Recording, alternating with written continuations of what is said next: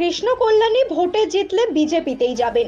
রায়গঞ্জ লোকসভা কেন্দ্রের তৃণমূল কংগ্রেস প্রার্থী সম্পর্কে এমনই মন্তব্য করলেন বিজেপির উত্তর দিনাজপুর জেলা সভাপতি বাসুদেব সরকার। শনিবার উত্তর দিনাজপুরের করণদিঘি বিধানসভার পিছলা গ্রামে বিজেপির নির্বাচনী কার্যালয় উদ্বোধনে এসে এমনই মন্তব্য করলেন বিজেপির জেলা সভাপতি। তিনি বলেন 2021 সালে বিধানসভা নির্বাচনে বিজেপির টিকিটে তিনি জয়ী হয়েছিলেন। রায়গঞ্জের উন্নয়নের স্বার্থে তিনি তৃণমূল কংগ্রেসে যোগ দিয়েছিলেন। বিজেপির বিধায়ক থাকাকালীন তিনি রায়গঞ্জ লোকসভা কেন্দ্রে তৃণমূল কংগ্রেসের প্রার্থী হয়েছেন। দেশে তৃতীয়বারের জন্য নরেন্দ্র মোদীর সরকার প্রতিষ্ঠিত হবে।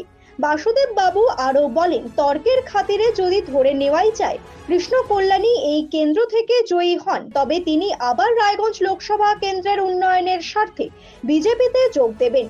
তাই রায়গঞ্জ লোকসভা কেন্দ্রের ভোটারদের উদ্দেশ্যে বিজেপির জেলা সভাপতি বাসুদেব সরকারের বার্তা, ভোট যদি দিতেই হয় বিজেপি প্রার্থীকে ভোট দিয়ে জয়ী করার আহ্বান জানান।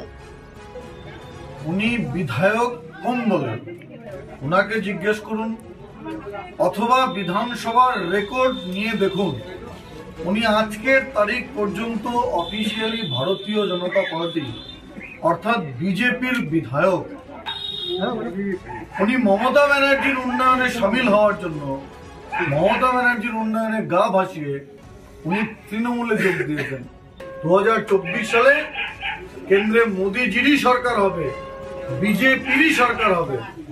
কিন্তু 2024 সালে উনি যদি শব্দটা লাগাচ্ছি, যদি রায়গঞ্জ থেকে ভোটে যেতেন, তাহলে উনি যেহেতু কেন্দ্রে মমতার সরকার হবে না, মোদীজিরই সরকার হবে, তখন মোদীজির উন্নয়নে সামিল হওয়ার জন্য উনি বিজেপি দলে যোগ দেবেন।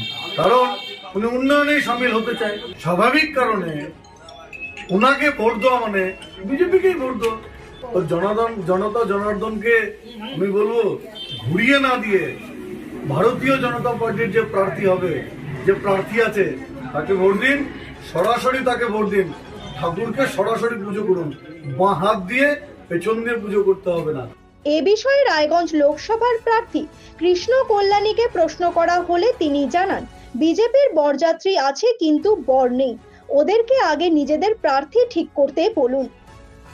উন্নয়নের স্বার্থে করেছি, তো উন্নয়নের স্বার্থে তৃণমূলে জয়েন করেছি।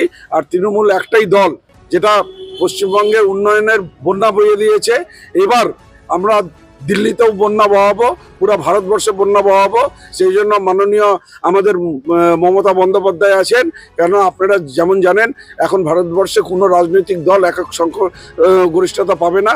সেই জন্য এবার একটা সার্কুলার ফ্রন্টের সরকার হবে। সেই ক্ষেত্রে পশ্চিমবঙ্গে সর্বোচ্চ সিট জিতে নিয়ে আমরা আমাদের মানবিক মুখ্যমন্ত্রী মাননীয় মমতা বন্দ্যোপাধ্যায়কে এবার প্রধানমন্ত্রী আমরা বানাবো।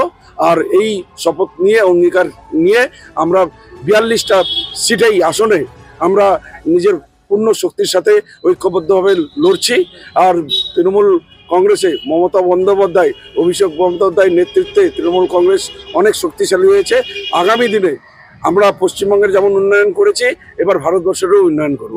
আপনি যদি যেতেন তাহলে আবার উন্নয়নের সাথে আপনি বিজেপি। আরে ওনারা তো ভয় পেয়ে আছে, নিজেদের প্রার্থী দিতে পারে না, বরযাত্রী নিয়ে বরকে খোঁজার চেষ্টা করতেছে।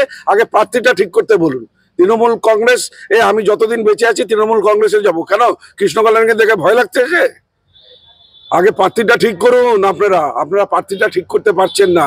এটা মানে উনি তো একটা অপদার্থ জেলা সভাপতি ছিলেন, সেই জন্য তো ছেড়ে দিয়ে চলে আসছিলাম।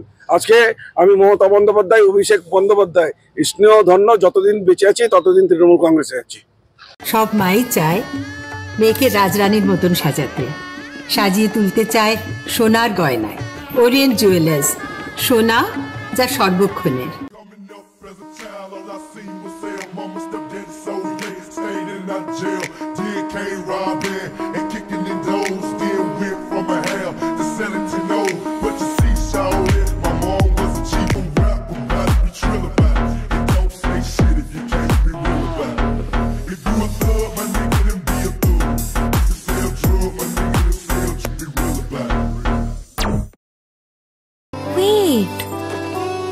So this was your wedding look. Oh my god, Tammy, you look pretty. Dhaka থেকে যখন আইছিলাম এ হগল আমার মা আমারে পরাইয়া দিছিল। It's so authentic, Tummy. I will go for this look. But what about my goina? সাদা রঙের রুমালটিতে গোলাপি রঙের কাজ, সব মিলিয়ে দারুণ হবে নতুন কনের সাজ। আমার গয়না আমার শ্রী ঢাকা জুয়েলার্স, আভিজাত্যের গয়না। ছোট ছোট অনুভূতি স্মৃতিগুলো থেকে যায় সব সময় আদরে। কুকু কুকু কিরে হলো? আসছি। লকডাউন সময় তো হয়ে এলো। কিছু স্মৃতির ভাজেই তোলা থাকে শুভারম্ভে প্রাপ্তি। 50 বছরের অভিজ্ঞতায় অগ্নিশ্বর জুয়েলার্স, নিখুঁত গয়নার কারিগরি। Agnishwar jewellers, NS road, Raiganj.